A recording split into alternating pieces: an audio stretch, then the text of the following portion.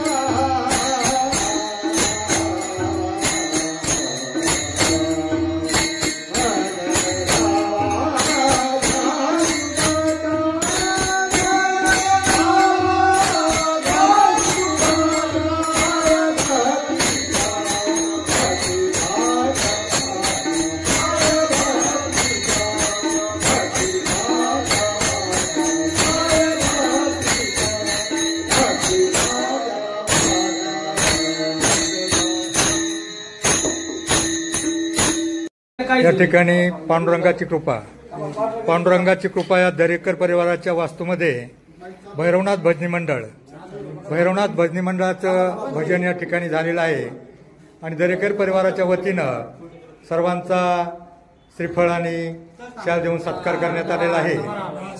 या ठिकाणी भैरवनाथ भजनी मंडळाचं जे भजन झालं, भाग्यवंता घरी भजन पूजन, खरोखर पांडुरंगाची कृपा झाली आणि एवढी मोठी वास्तू या ठिकाणी झाली आणि भैरवनाथ भजनी मंडळ व पांडुरंग भजनी मंडळ सणसवाडी यांचा या ठिकाणी भजनाचा सुरेख असा चांगला असा कार्यक्रम झाला।